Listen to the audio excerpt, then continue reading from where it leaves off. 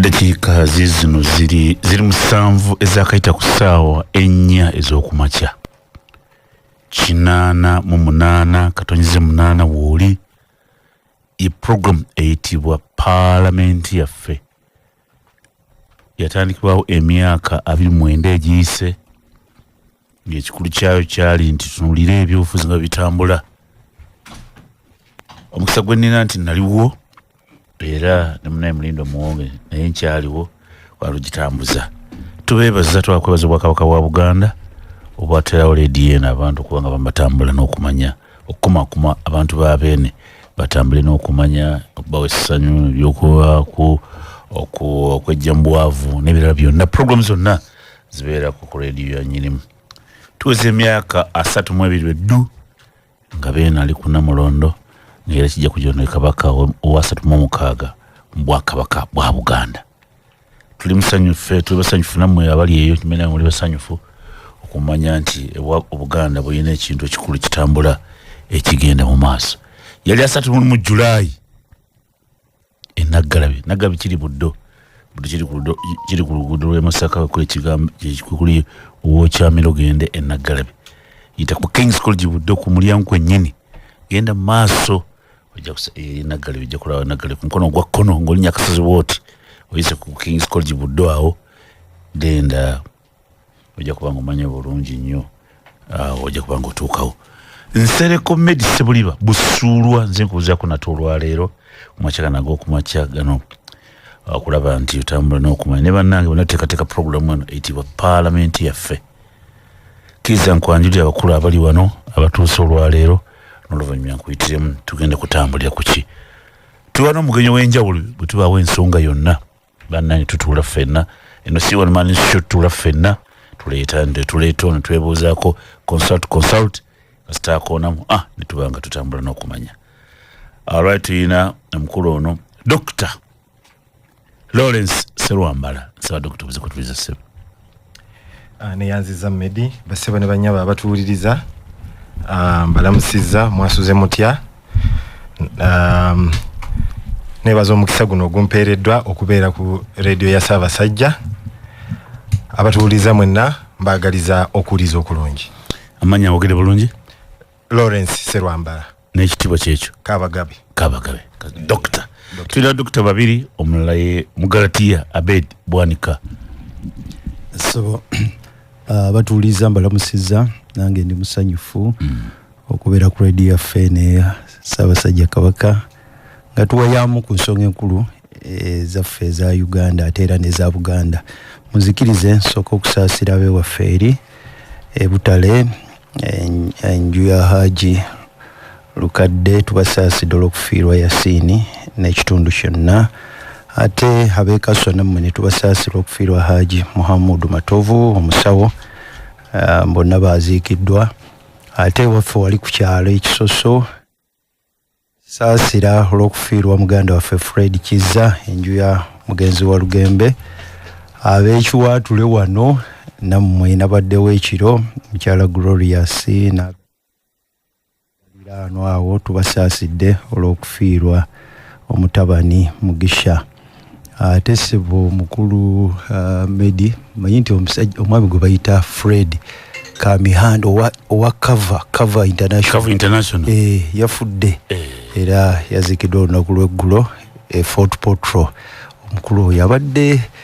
muna bizinesi nnyo akola ebibajje ate akasemberayo ddala kansaasire ab'Entebbe olw'okufa okwa kapa okw'abantu abo. Omwami omukyala babeere Switzerland. Abadde babeere Switzerland. Ennyumba yabasizza. Ffenna n'owaali tumumanyi enfa yaabwe yali yantiisa nnyo. Ab'ewaffe aba DF mbalamusizza era mbeebaziza ssebo olunaku lw'eggulo abantu batandise okukomyawo forms ku kitebe ez'okwewandiikira eggulo twabadde n'abantu 41. Ekitebe kiririddewo? Ekiri wano Namirembe ku Bishop's Road era okwewandiisa kugendagenda mu maaso omwezi guno gwonna n'omwezi ogujja. Beesimba ku ki? Kyoyagala kuva ku bwa kansala bwa meeya bwa chairperson LC3 LC5 MP president kyonna kyoyagala. Okay, tuyenze ko Abedi Bwanika ate National Resistance Movement sinisi omwami Nvumulo Mbaka sonda otusalamu yo. Abalungi abatuwuliriza ku radio yaffe n'enganze era ey'ekitiibwa. Assalamu alaikum wa rahmatullahi wa barakatuh. Medi njagala kweyanza omukisa guno okubeera wano ne abakulu bano Dr. Serwambala kuva mu iPod ne Mugalatia. Yes sir. Honorable Abedi Bwanika bandafa abafunye ebizibu bye. Abedi ligwelite yakulema tabimanyi tumujukiza Abedinego Bwanika bandafa abafunye ebizibu ebyenjawulo nakuwalira wamu nammwe omukulu ka mihanda oyo gwe bagambye muganda wa mukwano gwange yaliko omumyuka wa Meya Kawempe kitalo nnyo ate ne family ene eye Sweden yafudde Switzerland yafudde mu mbeere yetiise y'abantu Mungu abasaasire bannanga abayina emitima egifaanana bwe gito kibi abalala abafunye ebizibu ebyenjawulo nakuwalira wamu nammwe n'abafunye amasanyu nsanyukira wamu nammwe njagala okulisaayo abantu abaliko obulemu ababadde mu Tabamiruka olunaku lw'eggulo wali ku Rest Garden mukulike eyo kansubire buli omu yatuuse bulungi mu bitundu by'eggwanga ebyenjawulo era mwebale ebiteeso bye mwaweereza ebirungi. Amanya nze Mpindi Bumaali obaka akiikirira abantu abaliko obulemu ku mibiri gyabwe wa National Resistance Movement NRM amulinaanye wa PFF ekigambo kyatowa PFF yali ku lukiiko luyitibwa Central Executive Food Soldier yakulembera waggulu balina bisibu otabadde balina Council of Elites Elders eyo bakisalida ebina bipya mu Uganda wakati wanaotekawo Council of Speakers awo Sala Musumba yatwalawo eri waggulu bakiwadde ali mukomera ono bamuwadde Food Soldier Mujjaji bitegeera mpola bipya nti olodi mwebuza kutuliza tuyimanyi kuwuliriza mbalamusizza nnyo abantu babeene yonna gye musinziira okuwuliriza nange kannegate ku Mpindi okusaasira abafunye ebizibu ebyenjawulo naddala famire gye battidde mu ntiisa omwami n'omukyala ey'Entebbe Lugonjo omutemu yabuuse n'agwa mu kikomera n'asanga oli nga yeemiisa omwami n'asooka n'afumita oyo ne balwana n'alemu mutta n'ayambuka waggulu omukyala yabadde ku ssimu ng'ali mu kalina waggulu akuba amasimu n'amugamba ddebula nzize kutta kolooza ffe tetulina baana nze olowooza lwaki muli bagagga ffe nga tuli baavu omusajja adde akyalimu akalamu adduka ku geeti amaze okutta omwami mukyala waggulu n'addayo n'akuba omwami naye n'amutta nfa yantiisa nnyo katusabe omukama abagenzi abawumuza emirembe n'abafiiriddwa abasiba ebimyu Medi njozayo z'Obuganda myaka 32 nga Baffa ali ku Namulonda alamula era tweyanza yasiimye okubanga emikolo emikulu giri kibuli ku kasozi Eyobujjajja ekyo njegumiza Omulangira mwali era enteekateeka zigenda maaso Supreme Mufti ateekateeka ne gavumenti ye bonna ogenda basangayo baseeka Kiweewa wafe nyina Kiweewa nga nyini Kiweewa Wadawa Yasini Wadawa osangeyo Walusimbi Afis bateekateeka ogenda basangayo bonna ampuliza angaita matikira yes amatikira aga 32 bagakwasizza Obusiraamu ekibuli akasozi kagenda kuwuuma ekyo nakiteeka mu ampuliza salo tono nnyo Kampala weekend ebadde yabyafaayo mu kibuga twalonkinze project 2 ezigenda okuleeta watirisa akamunyeenya ku nguudo zaffe Kampala okwegatta ku ya Greater Kampala Metropolitan eri ya buwumbi ya $1 million eri ya Greater Kampala 68 ya World Bank ekyasesezza kyenguudo 118 singuudo kikyekyo 118 kyabadde ki kabunyonyole eri ya Greater Kampala $1 million naye ya Kampala n'emiriraano katulinayo KCRRP Africa Development Bank $1 million 288 ezo zibadde zigenda maaso kati wiiki eno ku Lwokusatu twasayininze ne chorus twabadde n'ambasada wa Bungereza ku Lord Mayor's Pala Bungereza nga yatuwoze million euro 2.5 ezo za kukola ku kilomita 127 kakati ne government ya Uganda nayo yavuddemu bukyalubanga lwa mindi yavuddemu omwasi negamba nayo kati mu financial year etaddemu obumbi 5 gobi ataddemu 5 tukoleyo kilometers endala ngazizo naye tugenda kusookako 14 katwalo nchinze jjo kayanja kakabaka akakuba akadde kabi nguudo endala akasozi ako katawa nebaze government yabe ne Katikkiro yatuweereza omukulu Israeli kitooke yabaddewo omwogezi wa kabaka wa Uganda Pastor Kayanja ne Uganda twezimbe Freeman bonna timu yabaddewo nga tuteekateeka enteekateeka y'okuyonja ennyanja ya Kabaka n'oluguudo olwo era ebisinga tujja kubibanjulira naye kimu kyokka nagambye aba dot service kuba be bawadde contracts zino nze nga nyina mwevunya ku mutuba dot service eyo teyina record nnungi bano bampindi babimanye ebyali mu parliament na buli wamu yemu ku company zisinga okukola obubi n'ekirala kwe kulowooza nti sente bajja kuzizaayo mpindi gamba government yamu zijjidde mu kaseera ka kalulu tulina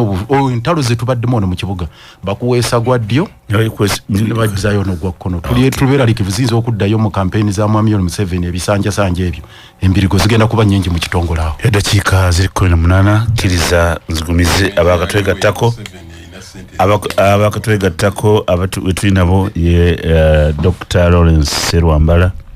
Lord Mayor Elias Lukwago Honorable Mpindi Bumali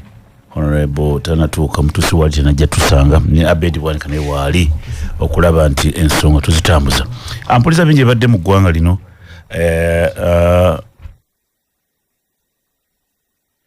bingi badde mu ggwanga lino wiki gye tukubya amabega mubaddemu kyenyo ku mitima gy'abantu kiwine muliga fagesaawe 3 wano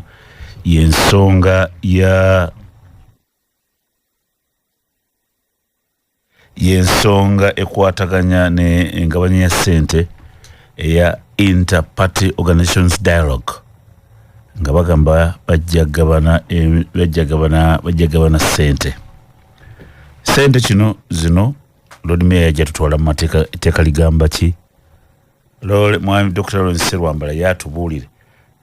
iPod kyeki ng'oggyeko okumanya ki kiri kyekirala iPod kyekola nga tunoonya kituyita good governance ne demokrasia oyabere muyimbira nyo demokrasia ne good governance tujja kutunulira political party financing aberi yo gyokuyita Dr. Political party financing mtubuli ensi nga bwetambula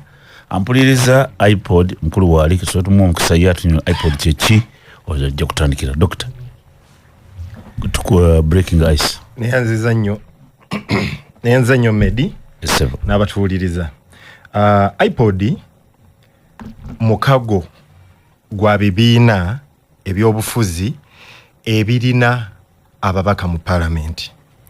iPod yatandikibwa mu 2009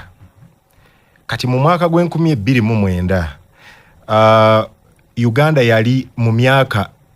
yali yakadda mu nfuga y'ebibiina ebingi emyaka 4 gyokka kubanga jjukira 2005 wetudda mu multi-party politics. Government ya Uganda ekiseera ekyo nga bwomanyi mabega yonna bajjanga batugamba nti ebibiina by'obufuzi bye byaleeta okutematema mu bantu naye kati bwe tuba tuzzeeyo mu nkola y'ebibiina ebingi tugezaako tutya okukwataganira awamu okulaba nga tetuddayo mu mbeera eri bene yanja kutemera ebitooke nja kutemera gundi nja kutemera ki kakati omwaka ogwa 2009 Prime Minister Right Honorable Mama Mbabazi agenda mu mawanga ag'enjawulo asisinkana ekibiina ky'abadde ekiyitibwa Netherlands Institute for Multi-Party Democracy kyali kirina amawanga ga Africa mangi gye kyali kikoze South Africa, Ghana ne walala kakati n'abayita nti mujje Uganda naffe mutuyambeko okulaba nti ebibiina byaffe eby'obufuzi bikwataganira wamu. Ekimu ku bintu ebyasinga okumukwata omubabiro kyali nti engombo ya Netherlands Institute for Multi-Party Democracy yali nti demokrasia atandika n'okwogeraganya. Democracy starts with dialogue. Nebaga nti tugezaako kuzimba demokrasia waffe. Naye bwe tuba nga tetwogeraganya tuyinza okukola ki obutabaako wangi we tutuuka. So abadaki ne bajja ne batandika okuyambako ebibiina by'obufuzi. Ebiseera ebyo mu Palamenti ya Uganda mwalimu ebibiina by'obufuzi bitano. Mwalimu FDC, mwalimu DP, mwalimu Conservative Party, mwalimu National Resistance Movement ne UPC. Era bye ebibiina ebitano ebyatandika mu nkola eno eya iPod. Ekiseera ekyo iPod egenda okutandika yalinga bwogamba simanyi bwe nnyinza kukiza mu Luganda a loose coalition kugamba simanyi loose coalition loose LOOSE loose coalition omukwago gutalina nnyo makulu nedda kale omuweewufu ogutali mukwafu kale tukitwale bwe tutyo tukitwale bwe tutyo.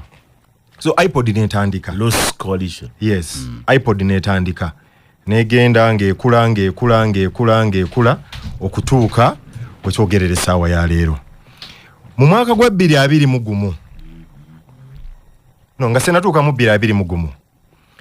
of course wali emabega walingawo programs nga iPod evujjirirwa abazungu nekola ebintu bingi. Mu mwaka gwa 2018 mu December ne tubeera ne summit eyasooka. Mpozi kansooke ntegeeza abawuliriza nti iPod mu structural organization yaayo erina omutendera ogusinga waggulu ye summit. Summit kwe kutuula abakulembeze b'ebibiina ba presidents oba ba chairpersons batuula awo waggulu ku summit. Kati eddako ye council lwe lukiiko olukulirwa ba secretaries general abawandiisi b'ebibiina batuula ku council ababiri batuula ku summit abakulembeze batuula eri wanne batuula ku council. Kati ku council ate mu gundi yaffe eri nti secretary general bw'ajja ajja ne whip wa ekibiina ekyo mu parliament ajja naye najja n'abakulembeze abalala babiri abali abagundidde ba senior naye omu ku bayina okubanga mukyala. Ate ku summit era kutuulako prime minister obadde ku council ku summit waggulu sorry ku council era kutuulako prime minister ne kutuulako ne lead of opposition. Okay, kati awo council nebanga eweddeyo then wansi ne wabeerayo secretariat eddukanya emirimu bino ebyobukugu eggwandiisizo. Kakati mu mwaka gwa 2018 iPod nebeera ne summit yayo eyasooka. Summit eyo yali mu obukulembeze obwali butwala iPod bwali bwa UPC. Honorable Jim Akena yali chairman wa summit eyo. Ekimu ku bintu ebyavaayo 2018 mu December waga nti naye ebyobufuzi bino tomanya kinajja iPod tugi-institutionalizing kyekyo kwegamba tugifuule ebeeremu ku institutions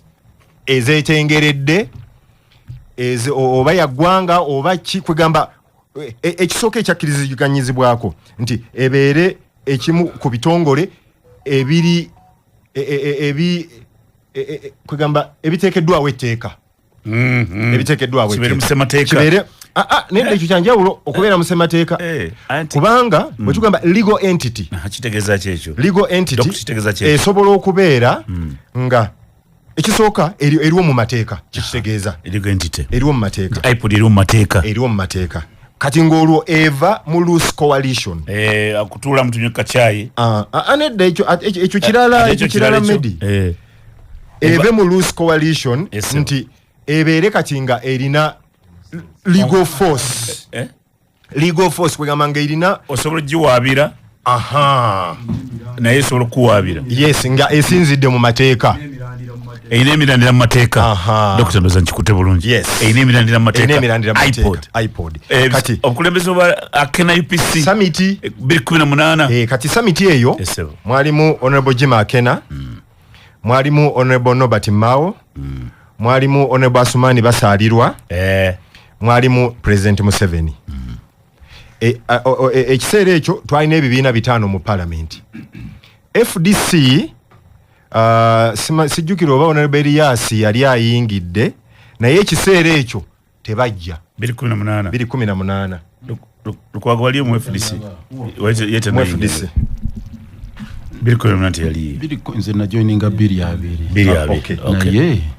nja kunnyonnyolawo entandikwa nti nali national legal advisor wa DP era nga ne DP gye tuli mu parliament nali shadow attorney general nja kunnyonnyola Dr. tugende maaso so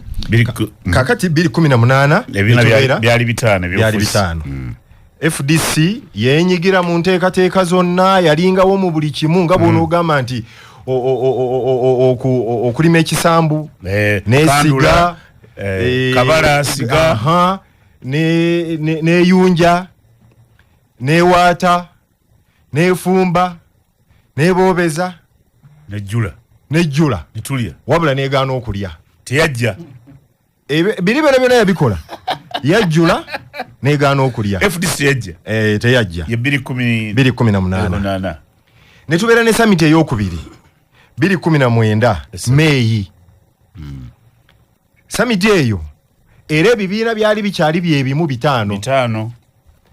mu summit eyo kati olwo twali tukulemberwa DP kubanga obuyinza bwa iPod obukulembeze bwa iPod bukyuka buli myezi 6 kati DP ne tukulembera ntugenda mu summit ku protein entebe ebiina by'obufuzi byonna nga bwe ngambye okuva ku kusambula okutuuka ku ki byenyigiramu okutuuka okulya FDC kwolu teyalya era teyalya naye nga biri byonna ebikoze olwekulemberwani yali ekulemberwa honorable Patrick Oboy Amuriat 2019 ne nga president secretary general honorable Nandala kati eyo summit neggumiza kiri nti iPod kubanga bwe twaddayo ne reporting nti tetunnagiwandiisa tetunnagiteeka mu mateeka naga nti nedda ekintu ekyo mukikole of course nga bw'omanyi covid awo omwaka ogwaddirira covid agizeegize ebintu byagiragiramu 2021 iPod newandiisibwa kati wali emabega incompleted kanzije wali emabega wali twakola survey mu bibiina nebaga nti iPod mu kugiwandiisa tugiwandiise nga ki kati ebirowoozo ebyajja byali bwe biti ekisooka nti tugiwandiise nga legal entity eri limited by guarantee nti eriko garanta ye muntu akola NGO nedda Elias nedda honorable Elias ate awo ojja kuba obubi abatuuliriza kubanga bw'ogamba nti nga NGO limited by guarantee kati kansooke nkunnyonnyola NGO yonna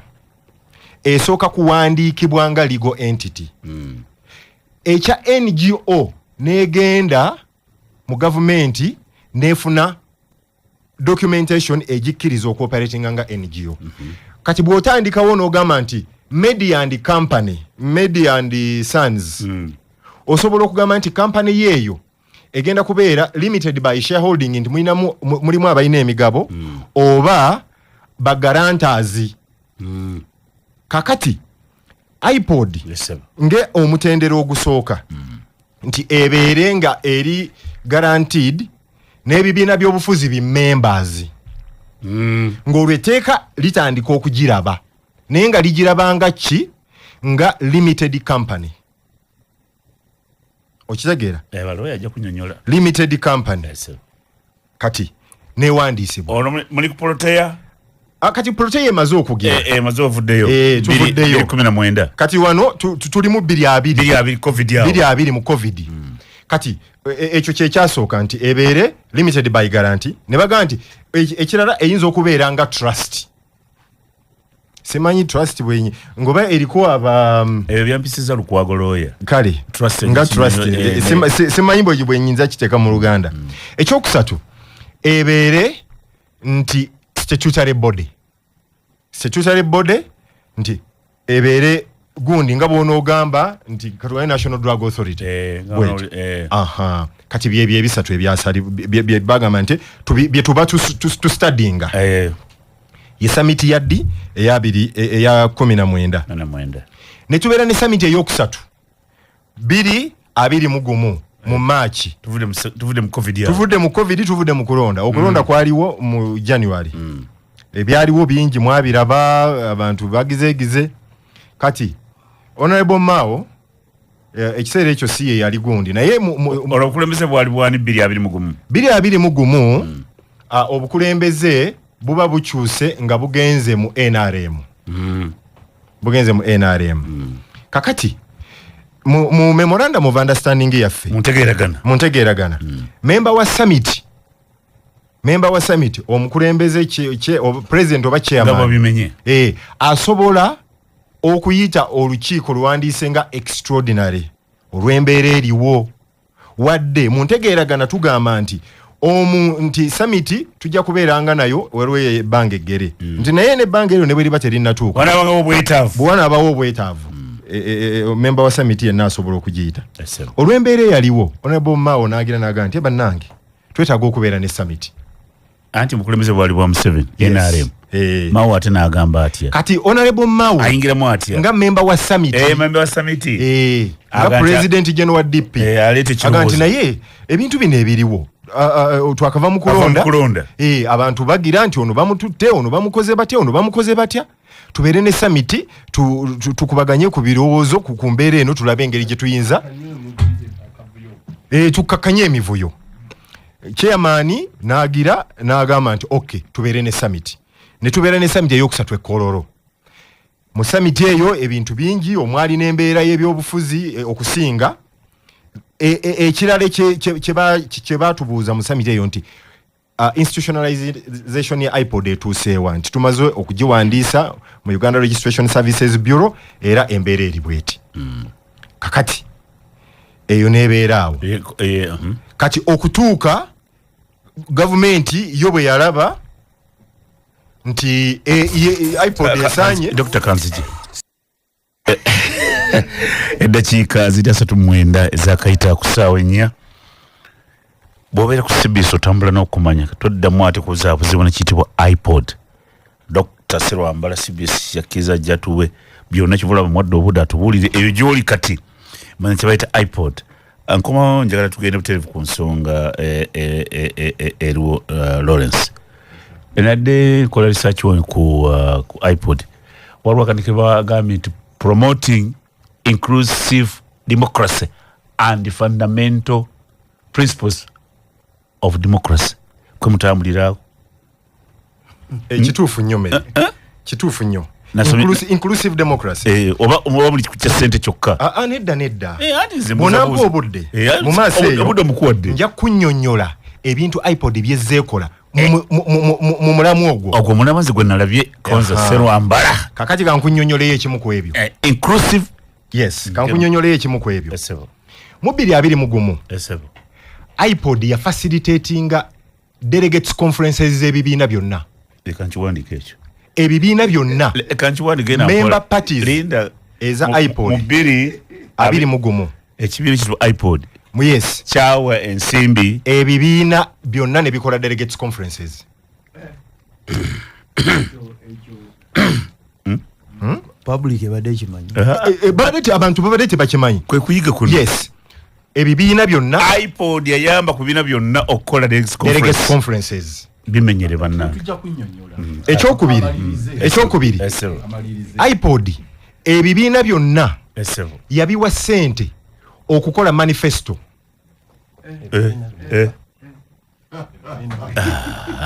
Yes. Awagenda maaso nze abantu bayiga. Kiri ku rekodi. Abantu bayiga. Ebibiina byonna twabiwa sente okukola ki? Delegates conferences. Era ne muziwa. Ne tuziwa okukola manifesto. Ebibiina byonna nga tebinnakola manifesto twabiyambako okwetooloola eggwanga nga bigenda bikuŋŋaanya ebirowoozo by'abantu ebyokuteeka mu manifesto. Owulidde ssebo? Ennaku z'omu ziri mmeka leero Abedi? 12? Genda mu maaso. Ebibiina byonna ne mubyongera. Twatraininga structures z'ebibiina. Omwali abavubuka, omwali abakyala, abantu abaliko obulemu, ne mainstream twazitraininganga mu bintu bingi. Omwali okumalawo obutakkaanya, conflict resolution. Ebibiina twabiwa ssente ne bidevelopinga ne bikola emitendera gye biina okuyitamu okugonjoola obutakkaanya, conflicts, managing conflicts, resolution. Yes. Okutuuka essaawa ya leero Honorable Elias Lukwago ajja kugira naye iPod twatuula ne tukkiriziganya ku guidelines za POMA wadde tezinnatuuka ku mutendera ogusembayo,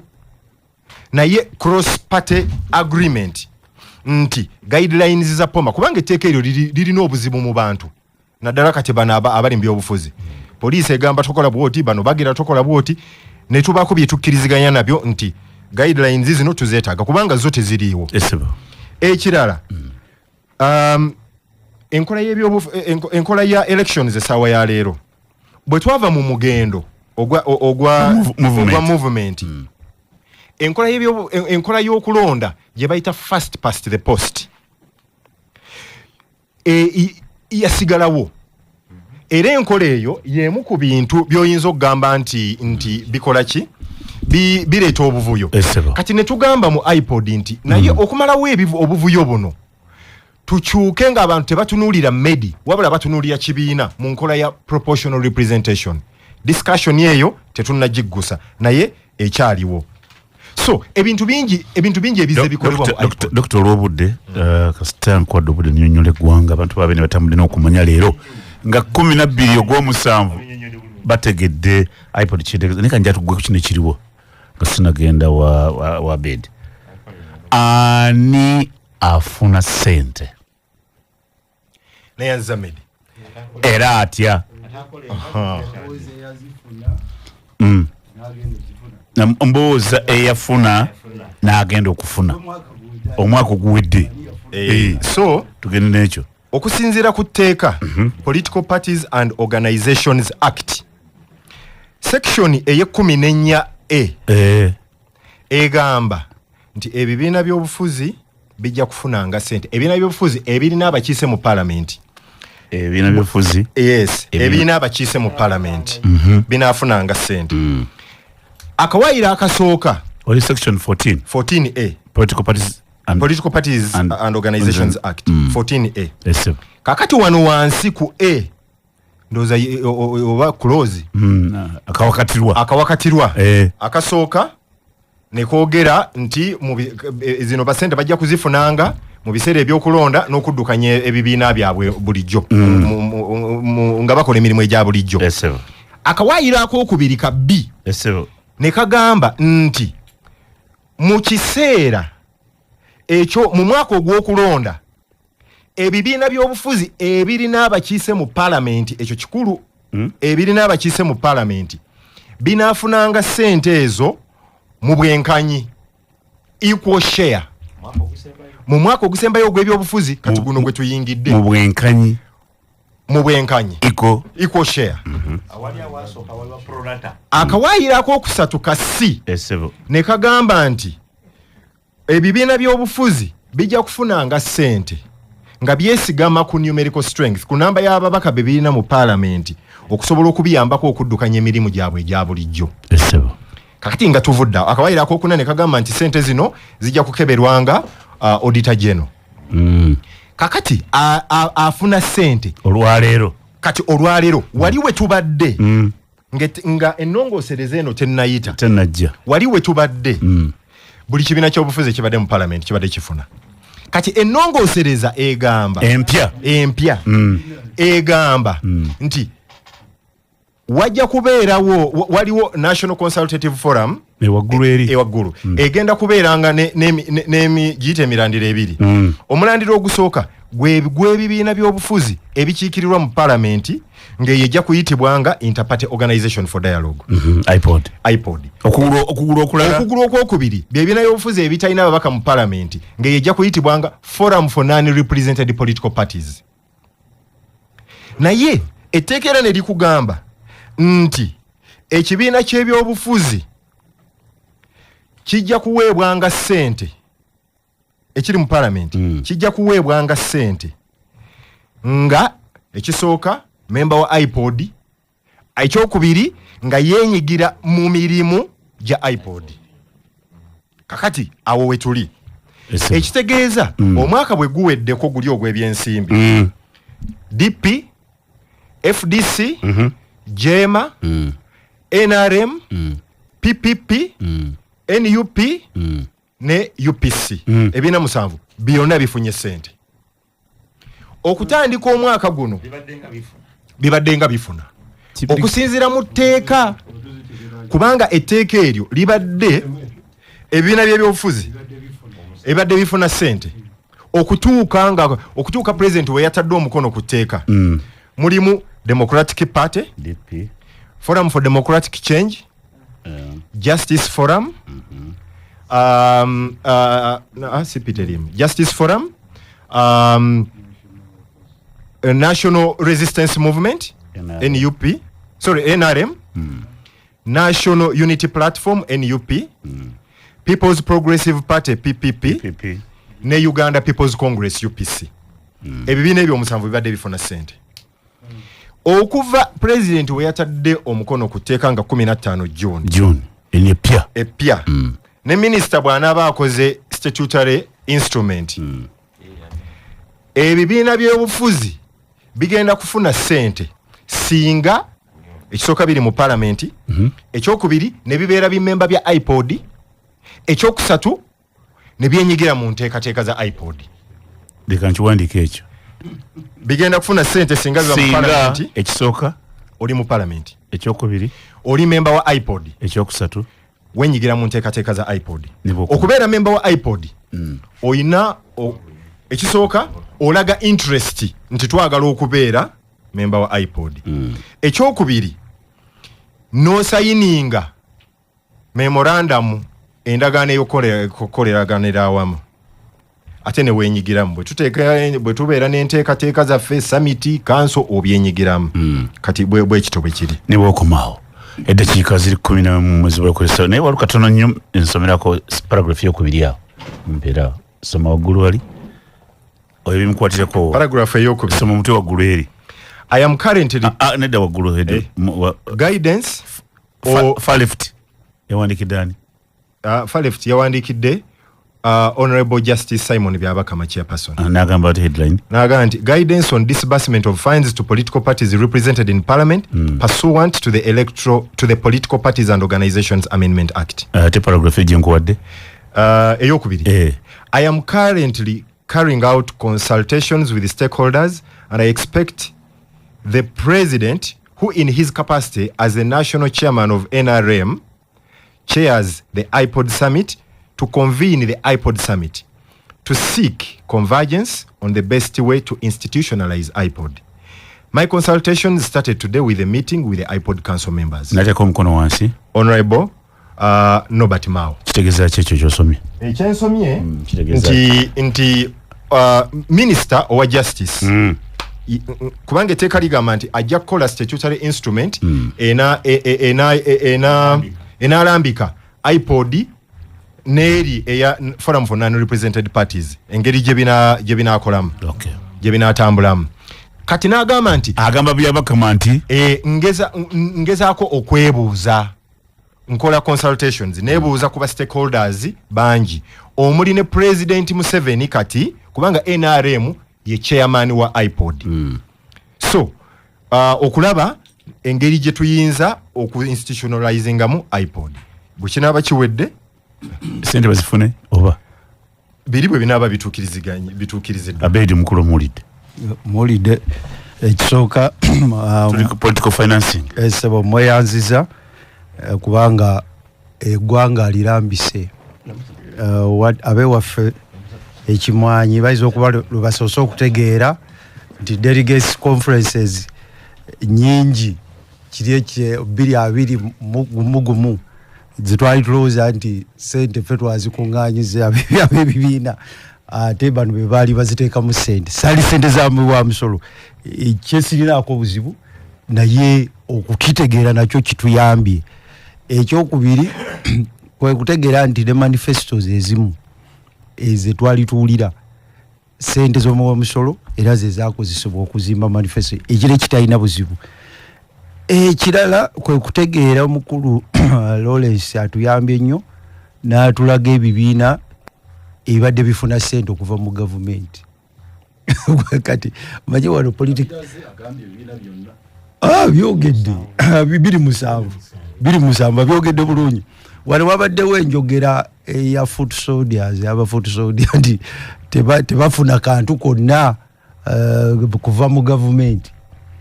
Era ebibiina bisomeddwa byonna ekirungi abali wano abasinga balina akakwate n'ebibiina ebyo byaliwo fe abamu akakwate ketulina ebibiina gye twava byonna mbirabye sente mwe badde basula. Kati naye kyejagala okutereeza ensi zonna ezakula n'ezikula gavumenti okwata sente z'omuwa omusolo n'eziteeka mu bibiina si nsobi era bakikola. Kankaddemu abantu bakawulire kubanga wano politics wa wano akwewunyisa. Gavumenti okuddira mu bajeti yaayo nejjako omutemwa gwa sente neguteeka mu bibiina bikutambuze bulungi emirimu gyabyo kubanga bamugenda okuva abakulembeze abagenda okujja eno okuteekerateekera abantu. Gavumenti zikikola tekisoose Uganda. Tekisoose Uganda kikolebwa mu nsi eziwera baweebwa sente. Wane ekyayongeddwamu etteeka lyasooka okukolebwa erya political party and organization lya 2005 ekyokuwa ebibiina sente tekyalimu. Neryo ennyini kati erya 2005 ekyokuwa abantu sente ebibiina sente tekyalimu kakati kyajjamu 2008 kakawayiro ne kwongerwamu. Omukulu kabadde asoma nti 14 kaka 14 ne kwongebwamu. Kati ebibiina ebitandika okufuna sente ebibiina bibadde bifuna sente ng'olimu ekibiina ekyo kirina abakulembeze ababaka mu palamenti. Kakati wano buli omu atuwuliza yonna gy'oli kasita obanga ekibiina ekyo kyowagira kirina ababaka mu palamenti tuddangayo okubuuza oba bafuna sente za gavumenti oba tebafuna. Bafuna. Bazikozesa ki ekyo ky'oba obabuuza? Bazikozesa ki ekyo kibabuuze. Buli kibiina kifuna. Teriyo kibiina kirina ababaka mu palamenti kitafuna sente za gavumenti. Kasita obanga olina mubaka n'alinayo omu nga Jema bafuna n'alinayo omu nga PP bafuna sente. Kakati akawayira akalala akalimu kenjagala okunyweza kanzi otandikira oseba eka ziri biri zokka zibulayo kolesaawa 5 tukomye ku mpewo bakulu honorable tukomye ku mpewo Dr. Serwambala. Victoria Motors Limited bebokka abakkirizibwa okutuusa emmotoka za Mitsubishi UD ne Ronald ziterina utu wamu n'emipiira gya Yokohama mu Uganda. Tulina edduuka lya spare w'emmotoka ezo erijjudde obulungi ziruwa Mitsubishi UD ne Renault spare tumulina edduuka lijjudde bulungi. Galeji y'omulembe wamu ne bamakanika abatendeke nga babalinze okubaweereza. Mmotoka tekufaako nogana nagitwalawa. Victoria Motors tulina ttiimu 3 ez'abamakanika abali mobile nga bano batalaga disco zone za Uganda buli mwezi ko tusakubuliza batambula bo ba engineer. Tulina enkola ya lease kasita tukanya ne customer ogweguba gwa kugula mafuta na kuvuga. Victoria Motors ekola ku bya service ye motoka kumala ekiseera kitukanyizaako. Bwogula emotoka bakolera service ozigula mbani Victoria Motors motoka ki Mitsubishi UD ne Renault bajja kukolera service. tutukirire tuli fa Victoria Motors ku Old Portbell port number 10 Old Portbell Kampala tuli ku simu 04 ya office 34 oba email info@motors.gmacgroup.com buza Paulo Kazibwe wayamanya bya motoka zino ya Mitsubishi ne Renault kubira Kazibwe Paulo akubulire wagitukanikira bitambula bitya aliko 0772 nyamukaga 555 sola bano bayita sola power bayina kalonda ina kwatakana sola bayina bato ya sola empye sokede dala mu Uganda itibwa super capacitor ngewangala emyaka 45 bayina offer eri amasomero amalwaliro bank n'ebitongole ebitongole byonna bakutegeeza nti bayina ne kamera za kalavu eziraba ekifaananyi kya kala munzikiza bakuwa sola amataala ana ku 9,000 sola okuli TV 7,500 kale be ne bill z'amasanyalaze Solar Power basangibwa Masaka district kizimbe kya Mpuuga ate room number 7 e Kampala bali ku G Hotel eri ku Lubaga Road okoye ku simu obubuze 0758 15 19 14 Kyogero bano bakola ebizigo ne sabuni ebirungi ennyo mu kulongosa olususu bakulidde kipe sabuni ayoza ayitibwa EcoStar washing bar ono wa muti EcoStar washing bar soap ali bipimo byonna byetagisa sabuni wa Kyogero wa kunonyo na ayoza ayitibwa EcoStar wa muti ali maduuka supermarket wamu ne motoka wamutambuza manya bisinga kweli ku simu 0754 55 72 ede chikaziri bije zaka tusawe 5 Abed so okusinziira omukulu byatunyonyode ate naffe byetumanyi nze mbaddeko mu bibiina bibiri byemmanyi nga bwe bibadde bitambula sente ezagula ekitebe kya DP kiwano kubali ntuma nyingi kuzo zezino omukulu zayogerako kati zezo sente ezagula ekitebe kya nupu kyonna dipinga nti ezimu nebano ekya nupu kyonna zezino obiro ayo twaze kutangaala naye njaye mbozi asije kikulu fetu basajja bakulu kubanga ebitabo bya nupu ebya accounts nabirabako nga sente zino ziraba ne electoral commission yezidi nga zirambikiddwa bulungi nti sente ezagula ekitebe kya nupu kavule zava mu government zezino lino lyekuba eryazireeta zino nga bwezogedde eza DP nzimanyi olw'okuba nti eyasooka okugula naye manyi bwe byatambula kati mu kusasula ezimu kuzasasula zezino kati olwaleero tuyambye nnyo okutegeera ebibiina bitambula bitya mu nkola ya sente kati 226 ffe bino byetusuubira omukulu bw'anaaba amaliriza abitunyonyole bulungi ffe tusuubira okusinziira ku tteeka kakawairo kasomya ak'ekkumi kabadde asoma okusinziira ku tteeka eryo buli kibiina ekirina ababaka mu paalamenti kigenda kufuna sente zigenda okiyamba mu kulonda ababaka ebibiina ebiri mu parliament tebikyali 7 byakyuse kubanga etteeka likkiriza ababaka mu mwaka ogusembayo okukyuka kakati wazeeyo ebibiina ebipya ekimu ku bibiina ebipya ebyayingidde bakiyita Democratic Front ekimwendi era nze nakiyingiza newe naalibadde omu bwenti era bano omukulu ono kati alina obuvunaanyizibwa luli abadde talina nnyo maanyi kati agalina kuba ali muteeka kati alina obuvunaanyizibwa ffe abaddiye fo tuwa sente alina obuvunaanyizibwa okuwa balukwago sente PFF kuba kati bano balina ababaka 10 balina ababaka si setaga buvunaanyizibwa baffe butuwa sente wa iPod atalina buvunaanyizibwa era nja kukyogera ojja kwogera ebibyo uliriza n'omukulu lukwago kyabagamba kifu mukulu lukwago agezaako kugamba mu electoral commission uliriza nti nekaze ojja kunyonyola ebibyo tokyasobola mukulu gwayo takyasobola ganta asobola kuwanikira iPod eri muteeka si yali enkadde eri yaye yagisoma kakati kanji munyonyole kamunyonyole beyasoma iPod eri gyabadde amanyi si eno eno kaseyaze muteeka olina obuvunanyizibwa actually mukulu gwangu kwa magezi yangu wa weekend ogende ku office ya iPod era ogiwandiikire biri byogamba tebikola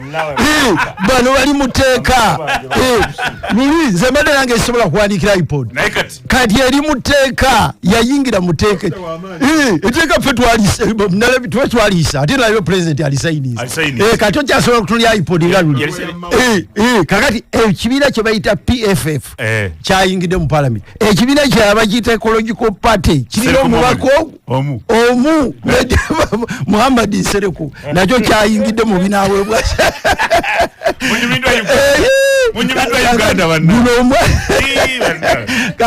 guno omwaka tusuubira sente era tusuubira nti summit erina okutuula mangu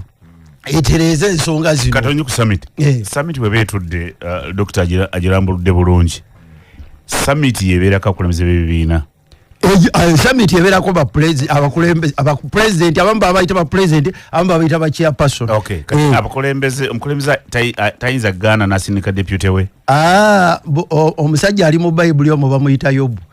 yagaa nti kyenatya kyekyantuukako kyeyatya kyennyini kakati kino kyombadde mutya nti mukulu kwaga alina okutuula awo nga ne president yatudde wali kyekigenda obbatuukako lyeteeka oteekwa kutuula wali mu summit akulira ekibiina oteekwa Kyagulanyi Sentamu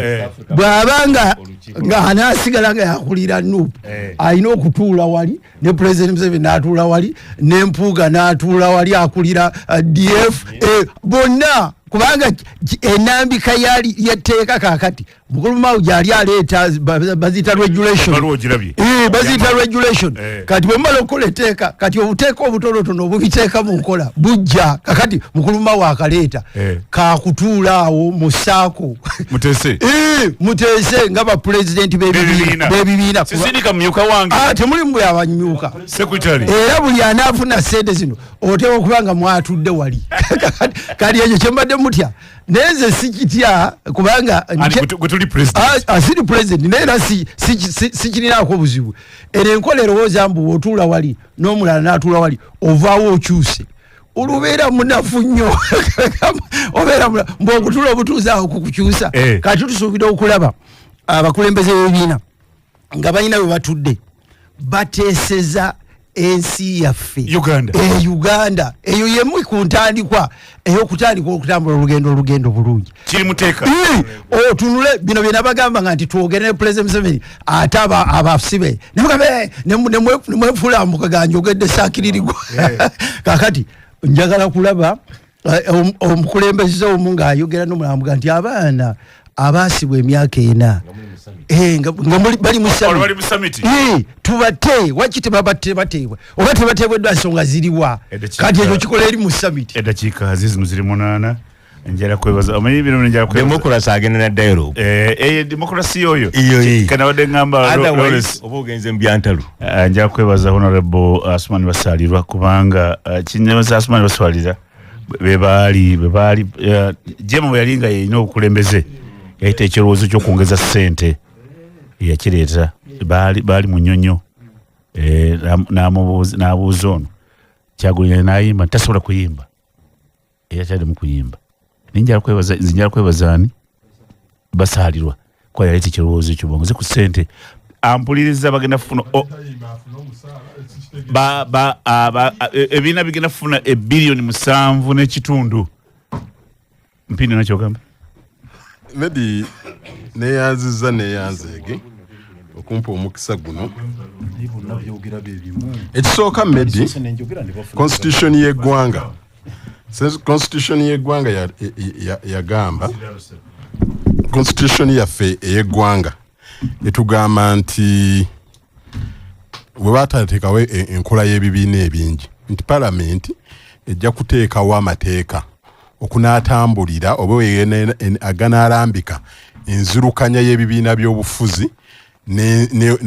n'engeri gye binaafunamu ensimbi kakati parliament okutuula nekola amendment mu teeka lino erya iPod eri mu line yaayo entuufu etambulirwako constitution.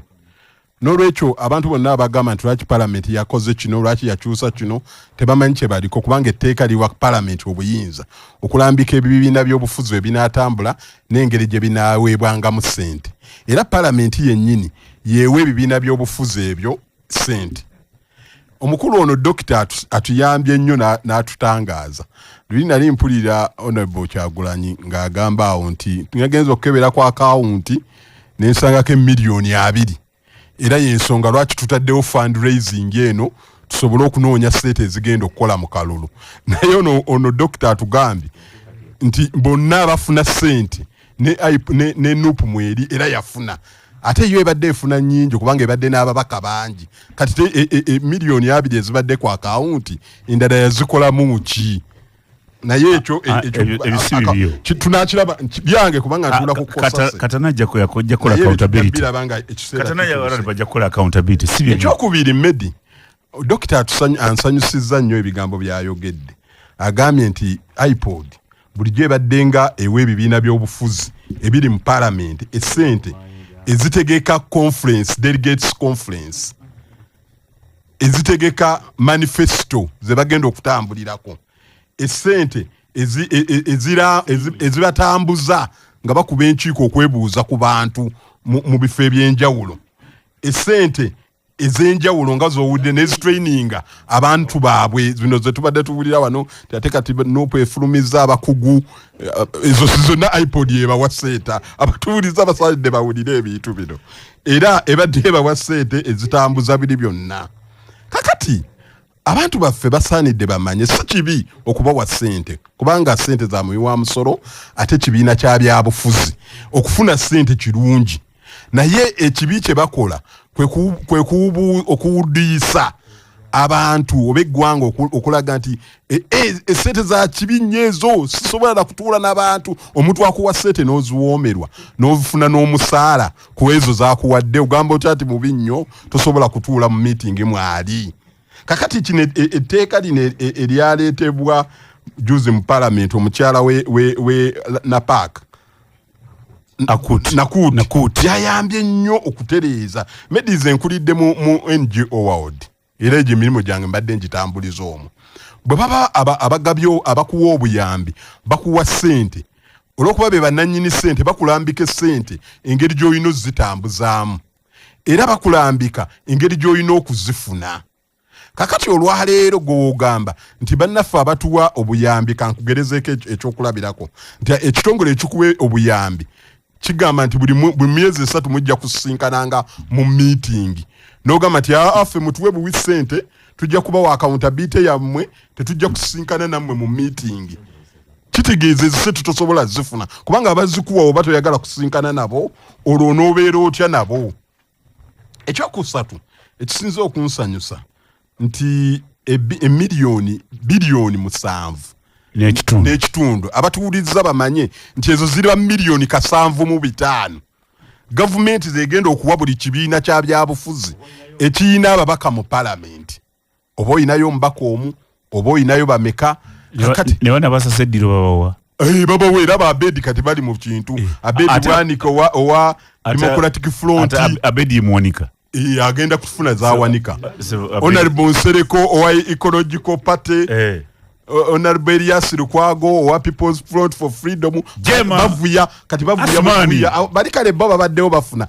bali mu ssente bagenda kuvuya ebiliyo Lord Mayor bajja kuwa obuddebo anti bw'okyogerera wano nti tuvuya mugenda kuvuya ngambye mugenda kuvuya atemanya kiina kye mugenda kufuna ssente mugenda kuvuya mu ssente nyingi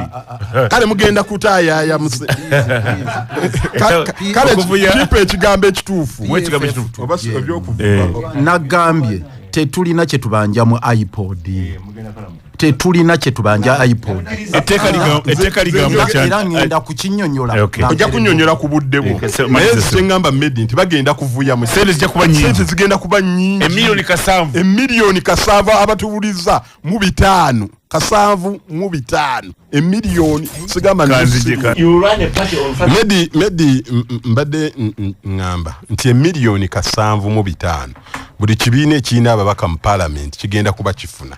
kakati kiba kibi nnyo okugenda n'onyogootola omuntu w'ennyaanya nga bino bye nalabye ku nuupu wano nga bafundraisinga nti leetayo omutwalo leetayo 2 leetayo biki candidate alina badeni ya ssente ate awaayo kubanga ayagala afune kaadi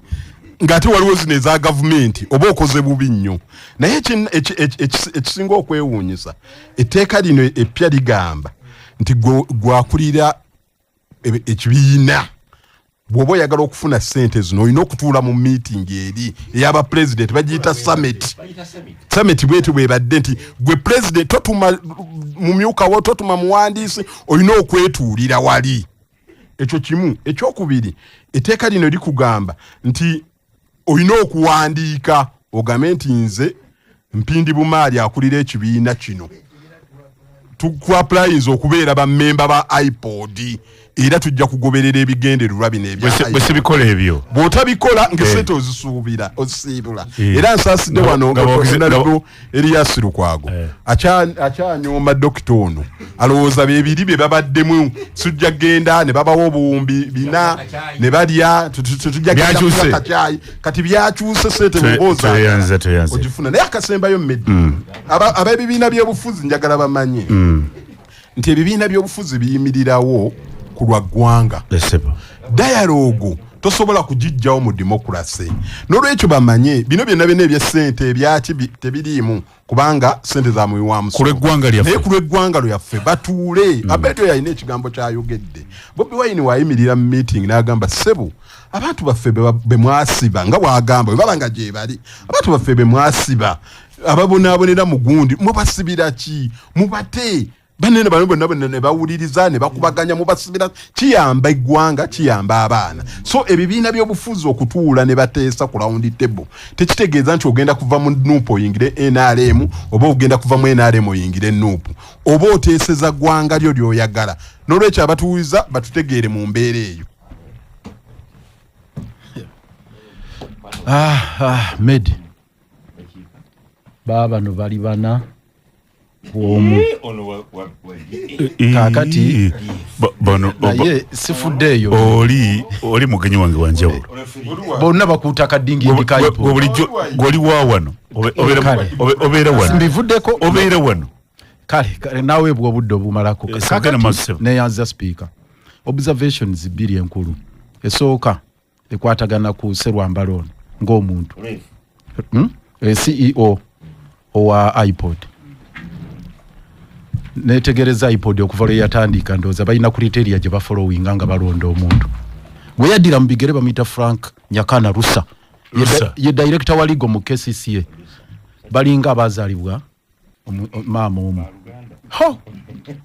saagala kosa kigambo kinene ekirungi waali wano ekyembazulu naye bantu bamafandali omulira bwayogera yalinga yafuga ebibiina Frank Rusa Nyakana ne mu kitongole bw'aba ayogera oyinza okuloza ye road mayor ati basoma ani atasoma oyo Frank Rusa nze senior we ne mateeka ndi senior we ndi road mayor ndi supervisor we ayina kubanga bawinga bifu naye mama mu kitongole nkoma wono anti nono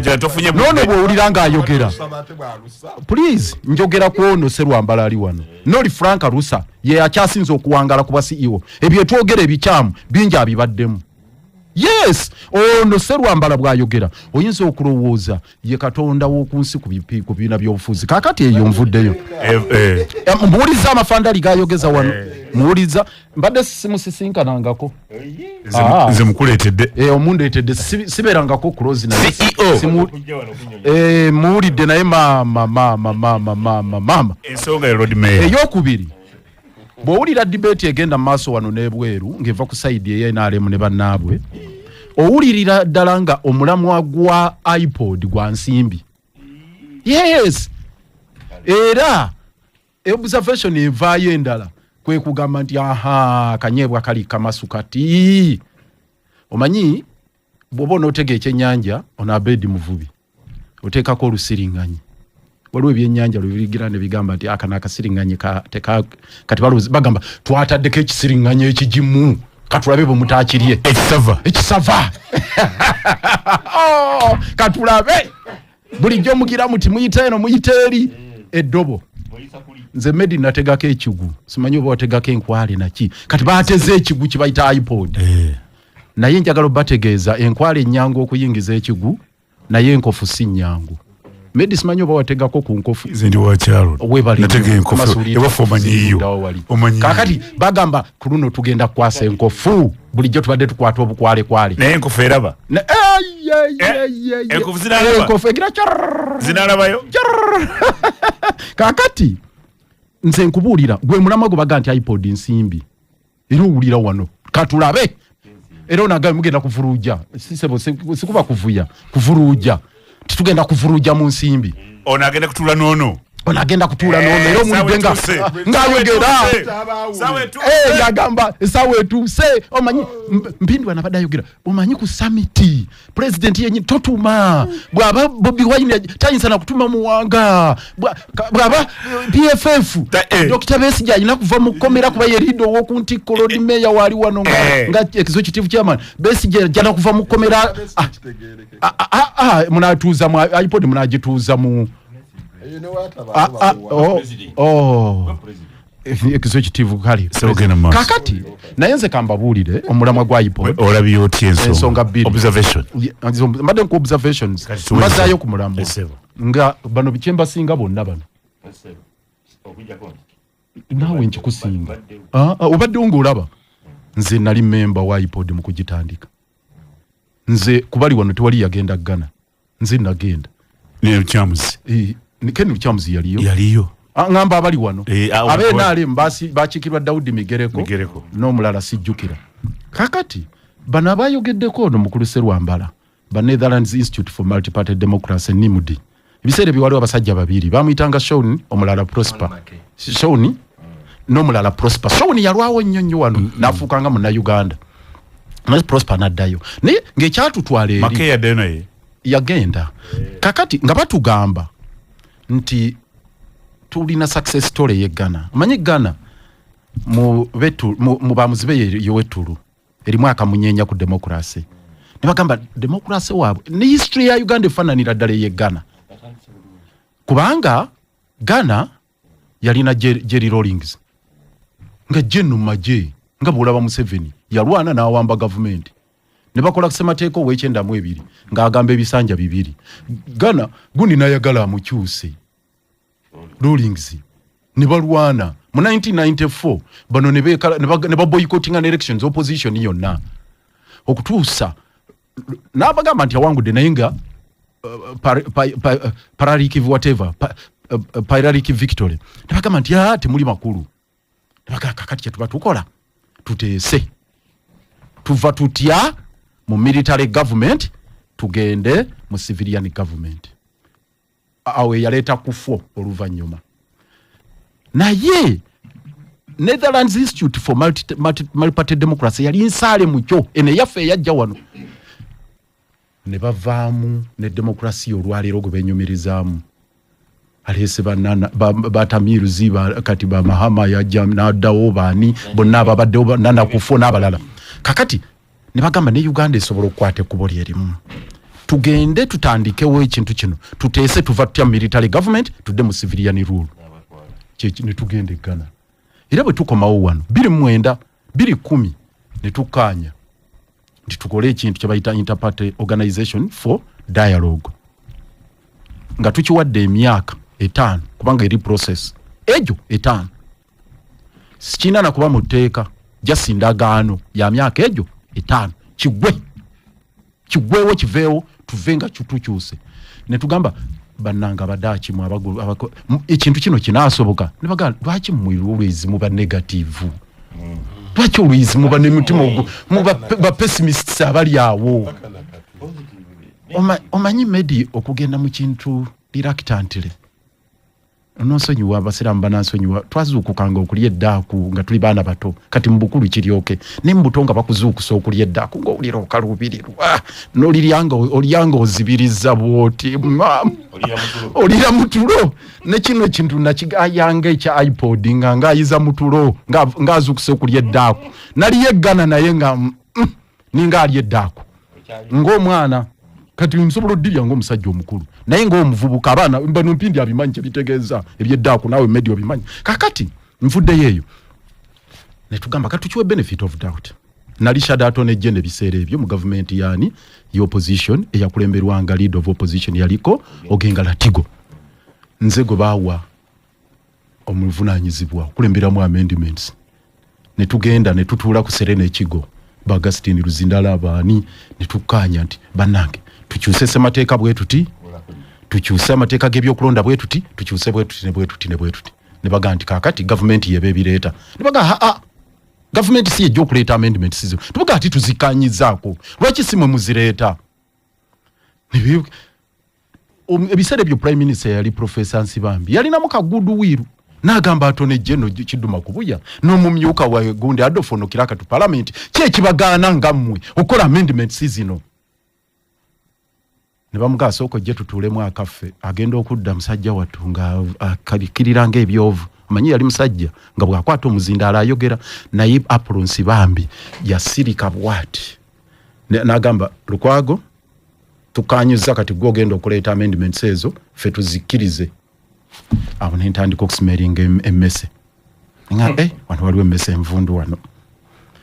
nti ani agenda zireeta nti gwe opposition lwaki mmwe temuzireeta oba tuzikanyizaako ne bagaana ebikwatagana n'amagye gave mu parliament ebikwatagana n'electoral commission okugikyusa ba representation to advertising tutyanga tu benchmarkinze wangi nnyo ebekenya bibakola n'ebirala sijja biddamu lwakadde ngenda okutuuka wali ku parliament nga byena suubira era bye biriwo speaker yali sekandi ananjulira bwe ndaata amendments ne ngaba nange zizino zetukanyizaako tutandike process ezikyusa sekandi naga zimukanyizaako wano parliament tetukanya ku bintu outside parliament mwabikanyirizaako wano nagamba ebyo byammwe wakati mu opposition ne bali aba government ate singa mubadde nga mwakanyiza kyali badde ngeno yabireese lead of government business oba atone Jeno naye ate kati gwobireeta ngaani atali mu government nimugase bwe twakanyiza nanga Lukwago saagala oddemu kwogera ku bye mwakanyiriza ku bweru wa parliament ati nze nkubulire byaliwo nangamba ekisembayo ebyo byonna mugugu nganyira bifayiro webiti compact of reforms nangamba ebyo kati fe parliament tujja kuwuliriza naye birifaringe ko nga yo talking points talking notes awe nakoma okutegeera nti bye tukanyizaako ebbanga lyonna bye bataddemu ssente kati bye zifuse talking notes fast forward emyaka 5 ne gigwako nga tetulina mulamwa gutufunyeemu era mu talking notes nyina bwa amendments bwe nalwana ne buyitaayitawo butono ba agents baffe batuule ne ba presiding officer waliwo wano Kampala Central at least nze ke nafuna mwaka tono uganti polling station yezalinga ddala mu State House wa 7 zidde bweru simanya mu barracks zifulume naye era ne baziteeka ku kota gadi n'ebirala babiteekanga baziteeka ku kota gadi naye kale kama baga no biteeka mu nkola summit nevayo ne kawansi ne mu State House ne bazijja ku olsei ne mu State House ejola wali abalunze 12 uliriza wali 12 kakati dialogue girabye ne batabiteeka mu nkola nengenda kati nga area MP wa Kampala uliriza kamaliriza obudde nyina butono kanjogera obudde nyina butono ne maliriza nga ngenze mu kooti bwe ngenda mu kooti nawaba nga baganyo biteeka mu nkola yoloka mba mwine n'asituka nga yali principal judge najja ne tugenda ku buli polling station natandika kuba naye mmeeza principal judge imagine akuba mmeeza bano bateeke mu nkola parliament kyeyisiza ne balema kakati ne tugamba iPod ewanyi wao emyaka 5 bwe giggwako ebiseera ebyo Dr. Besigye mu 2012 amaze okufa ne bwa president bwa FDC reluctant nayo ne giza bujja emyaka emirala 5 bino yonde mugamba negenda paka 2020 kakati ne bagamba bwe gusembayo okugiza obujja endagaano ne tuluuza nti biwedde kakati we tuli wano bagifudde permanent ateeka owulidde Lawrence Dr. Lawrence ng'agamba nti baatuuka 226 katugikole tutya tugiwandiise ng'NGO company limited by guarantee olwo bavudde ku mulamu ogwagendererwa dialogue ebeerako time neggwa kakati ensobi gye baakoze wenjijja wano baalema okugiwandika nga NGO bayagala giwandika nga company limited etakola business charitable organization ne bagenda ne bagamba nti kakati bagenda kugiteeka mu tteeka ensobi gye baakoze yeeno nga ensobi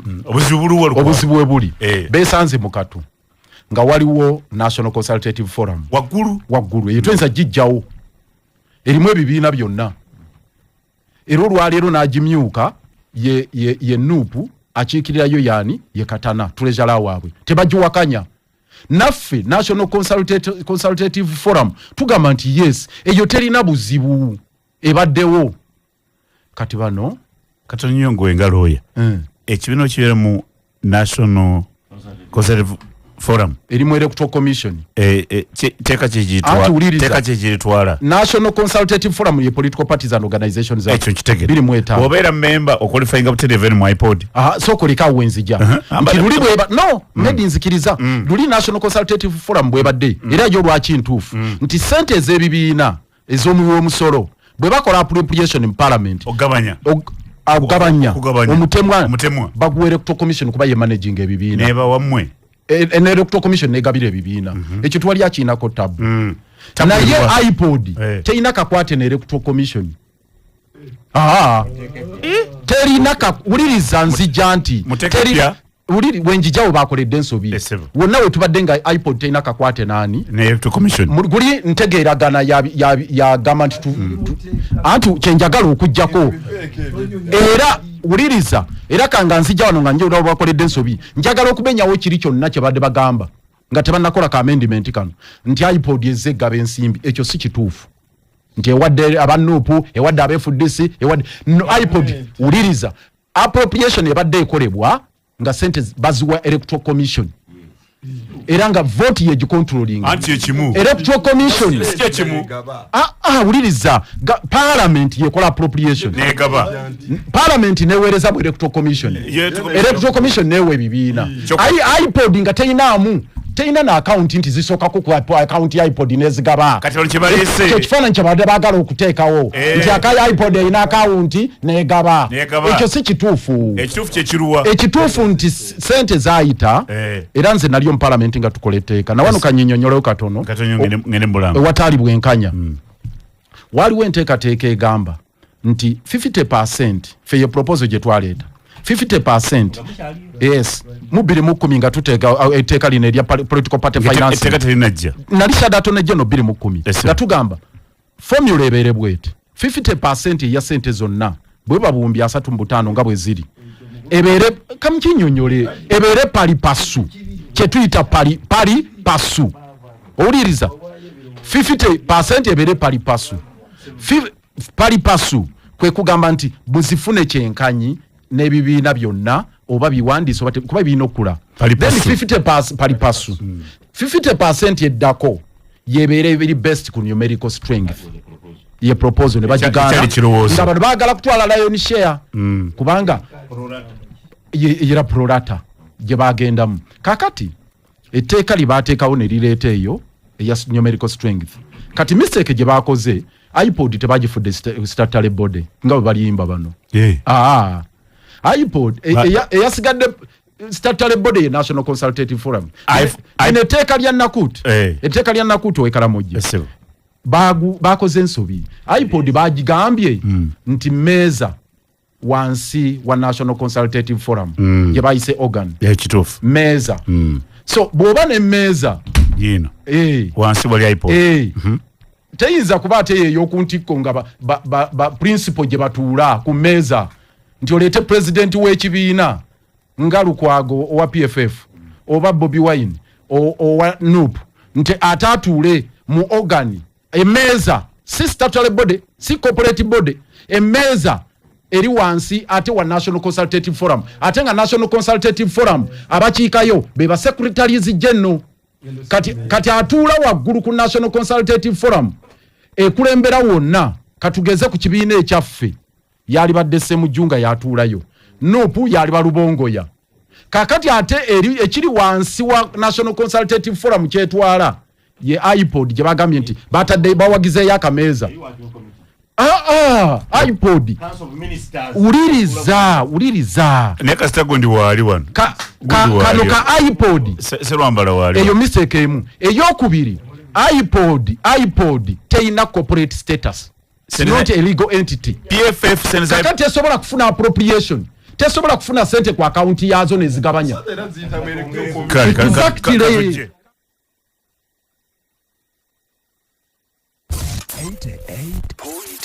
CBS FM. Edakiika ziri 18 zibulayo okwera essaawa omukaaga eggwaniro y'omugongo gukuluma bannaffe bano bali wano baali Kawempe jangu bakujjanjaba omugongo nire ddala bakutwala ne bajja nekana bakujjanjaba bajja nekana bakujjanjaba bakola therapy treatment era baga nti kiki ekikutawanya magumba discs zasito nzinyiga omugongo nzikunyiga nerves obulumi bukuluma nejangu ffe tukujjanjabe noli ggwaniro ly'omugongo bali Kawempe maaso ga Katalawe Kawempe ojo basanga bw'obulanga okubira ku simu maaso ga Katalawe waliwo ekizimbe kinene plaza we bali awo kuba essimu 0751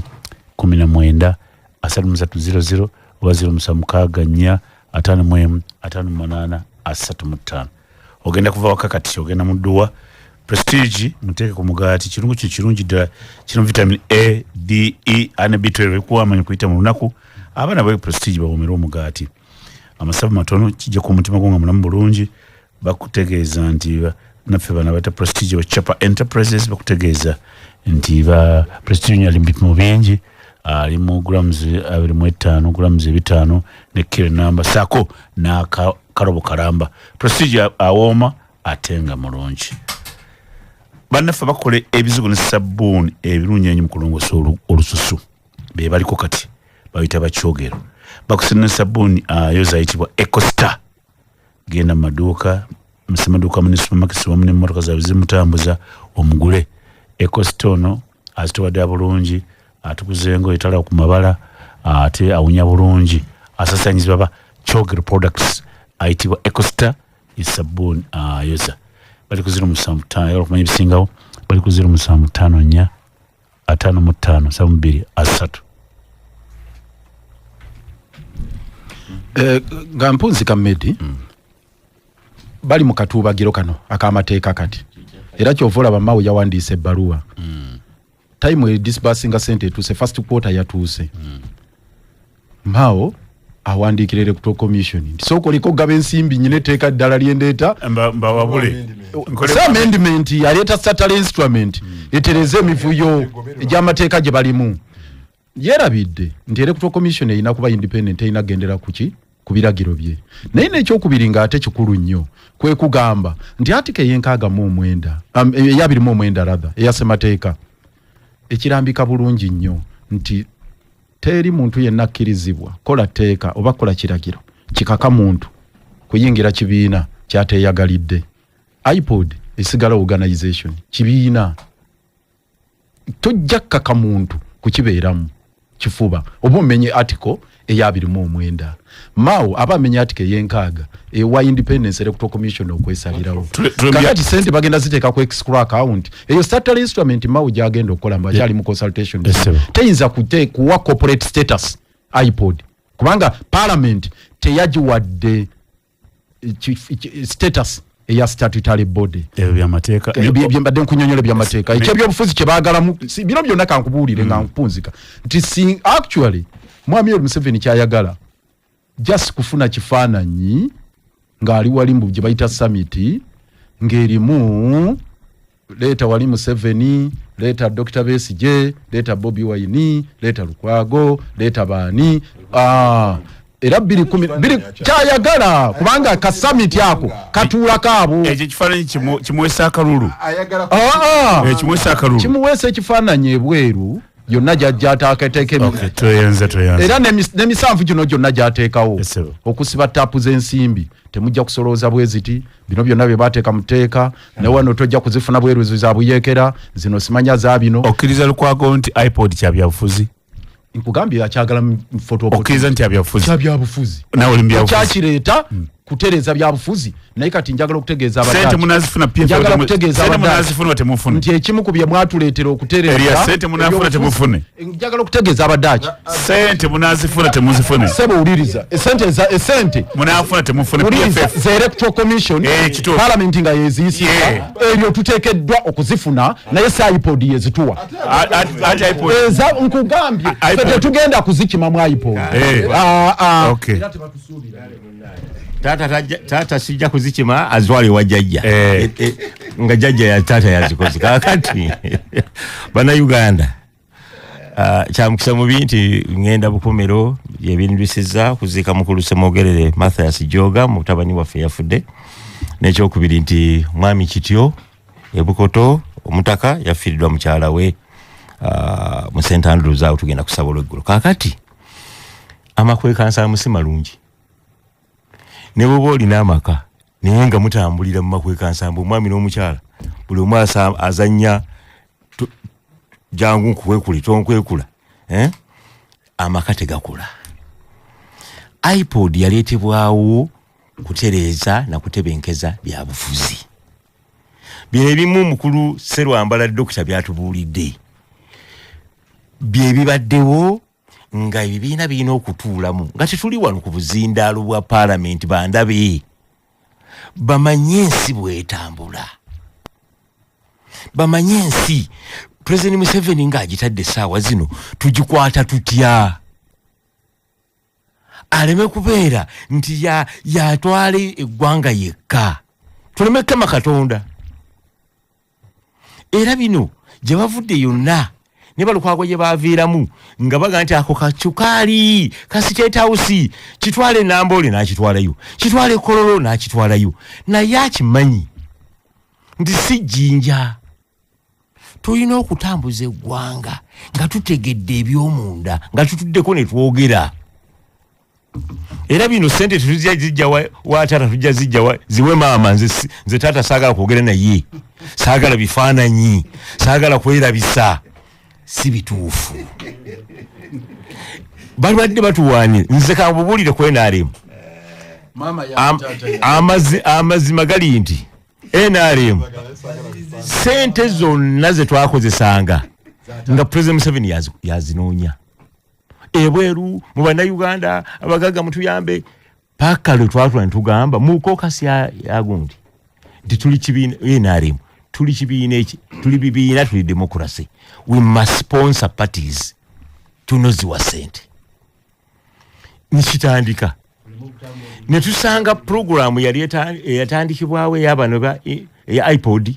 ne tugamba je lwaki tetutandika n'ekyo eddakiika ziri 8 zokka zibale okukola essaawa 6 Ssebunya kintiddemu bano bonna boogera ku ssente obwongo buli ku ssente ebukulembeze tebawogedde kujja bonna bali ku ssente babeedi bonna bali ku ssente eggwanga litunulira ssente zokka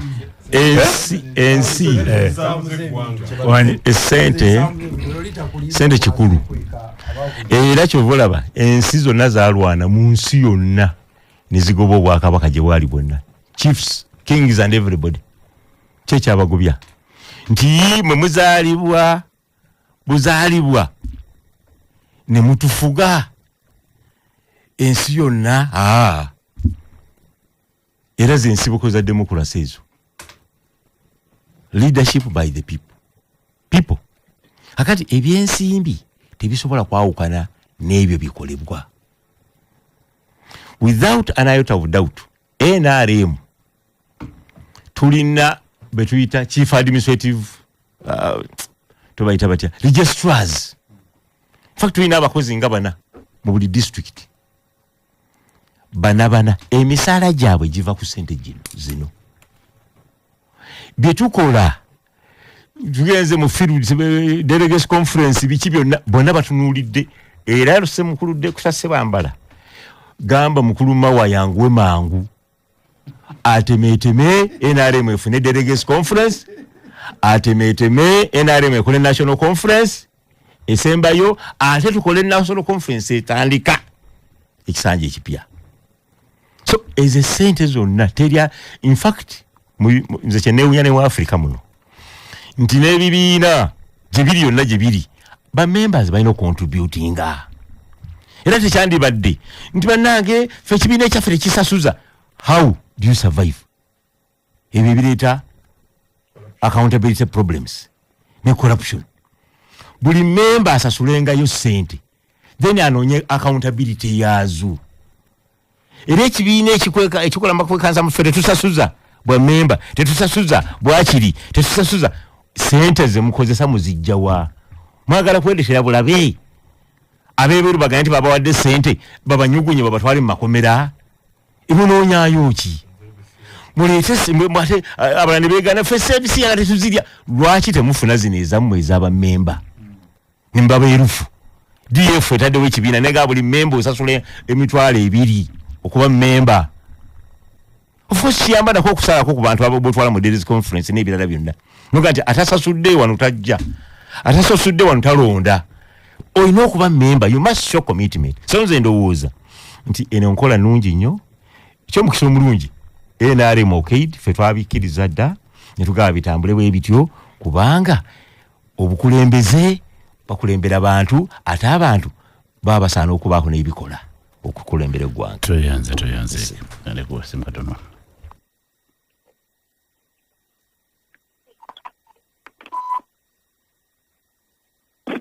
Lubacho.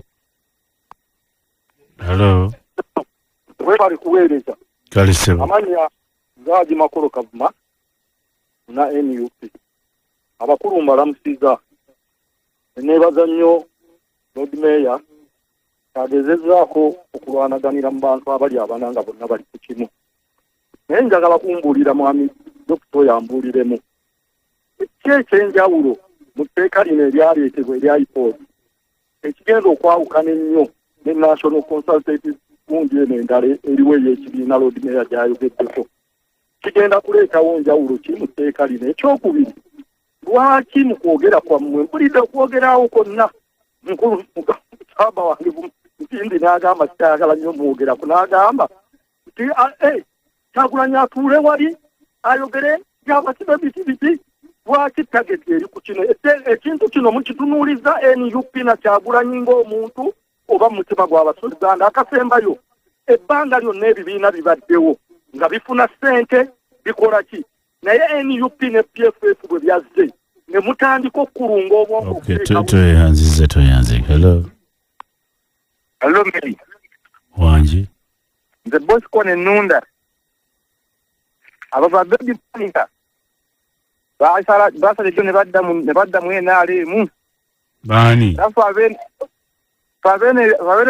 UP. Obatusala. Biye munange. Hello. Ali ku radio. Hello. Ebuli bafundi jogo. Wanji. Ye baleko mukama wange. Nawe gye baleko ssebo. Balamusiza nnyo bonna b'oleese mu studio. Ye medisire ku nze obuzibu bwange buli kimu. Sente oziwulidde wazifuna? Sente nziwulira. Naye njagala okubuuza abakulu abo. Balumirirwa Bannayuganda oba banoonyeza kuteeka mu nsawo zaabwe. Kubanga tufe abalonzi tulina ekizibu. Sente za IPOD zife ng'abalonzi zife ng'abalonda aba bannannyini bibiina. Kituzirabako. Bakinyonyodde ekyo musole bakinyonyodde sente zikola conference. Lubakyoya. Yesebo. Kasoke nebaza abakulu abali mu studio abo. Mwami ne Dr. Warush, Dr. Lawrence. Serwambala Lawrence. Lubakyoya ampadde bwindu. Era mwini ngamba Lubakyoya nkola ekibiina ky'ebyobufuzi. Bano yabasene bali sente. Nolula Dr. Ntuwulira amasomero amandomo amalwaliro enguudo nvu abasajja bayora bubira buwumbi buli buli kibiina kyebyabufuzi ate bo tebazogerako ne basirikale tebazeegaana ne bazeekuba oli n'agamba nti sijja kuzijjayo kati wuuyo yabateza kalipo yabagambye atatesa nange atatulwa nange teri muteetebwa naye nze bakiro wengambira bannange sente yofuzo nange ate bonasenga maliriza onalebo bagende n'agamba onalebo Sebunya ndibayo waliwo ensiza gyezejo wakabaka nsa mukama wange Sebunya ne mu Uganda mukama wange Museveni ali kabaka kubanga yavuga emyaka ana jawo kine kabaka yazege so mwenye waffe to round up to way forward katono nnyo Seromba neyanziza nnyo Medi n'abatuwuliriza togala kwebazanga CBS management entumye kwebaze otuwayo budde tujja kusomesa abantu b'eggwanga abantu babeene sebugalawo neyanziza sebo nange njagala okwebaza radio ya Ssaabasajja okutuwa omukisa guno okujja wano okunnyonnyola ebintu bino naye Medi nzikiriza mu budakiika butono tebajja kuwera kamu tugenda kusoma mu Honorable Elias ebintu byenjogera wano si byange wabula njogera a matter of the law and the principle nze bw'oba oyagala ebyange kino ekyokugamba nti amafandali ojja kunsanga ebweru wano gatufuluma kati awo nsobola okuwa opinion yange naye kati kyenjogera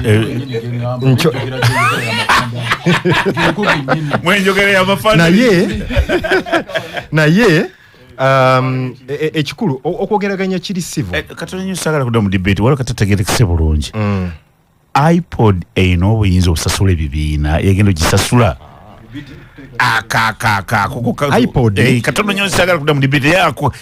kasigade kale beeta wano iPod si yegenda okukwata sente ezitwale mu nuupu muki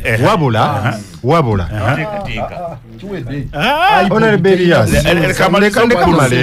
kamaleyo Doctor omugezi waffe waleero katono nnyo abantu bagini nga bakiteke bulungi iPod munteekateeke neyensimwe mugaba iPod tegenda kukwata sente zijja ku akawunti ezitwale mu PFF ezitwale mu NRM ezitwale mu nuupu naye wabula iPod singa otunuulira ogumu ku mirimu egigiweereddwa mu tteeka egenda ku advisinga gavumenti kuwamagezi yes ekimu ku bintu iPod byegenda okukola kugamba nti PFF nkozese Honorable Elias ndoza tajina kubuza nemugisha muntu nti PFF eno si member ya iPod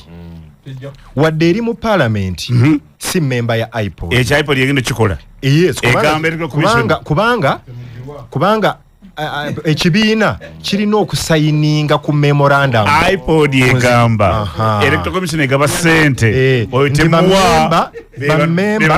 bamemba ba iPod okusinziira ku kiki ekifuula omuntu memba be bano naye PFF ya Honorable Elias nti Honorable Elias si memba oitemuwa kakati n'olw'ensonga eyo kati ffe tukuwadde ekiri ku bamemba be bano amagezi ago gakozese nga bw'oyagala naye ate iPod nga bwe nkugambye Medi abatuwuliriza bambi basaanye bamanye bakitegedde ndowooza kati era sente zino bulijjo bweziri lwakuba dokita ono azirese nga luba waayogedde nupu okuva we yayingira mu palamenti yakafuna obuwumbi yekyo ekibiina ekinene yakafuna obuwumbi 22 n'obutundu 8 oba ezo ze sente mmeka mu gundi wano kakati esente okuleka nga road mayor tategedde bwe kiri sente zigenda kusigala mu electoral commission bakinyonyode bulungi zisigala za gavumenti zisigala za parliament ne iPod etangaza butangaza kino kakati esente omukulu Medi omu abuuzizaawo tubujjo tuwulira sente zaffe ziragawa kakati oyo omukulu mugambe agende mu kibiina gyagwa oba kyenaalemu oba kalimu kenkugamba kekano iPod bagambye ka National Consultative Forum organ kakati nze PFF bwembeera nga ndi member wa National Consultative Forum nga iPod eri wansi wa National Consultative Forum ate ngamba otya nti siri wa National Consultative Forum uliriza sisobola ate kugenda nsayininge yakalagaana akalala akatono akokugaba n'ensimbi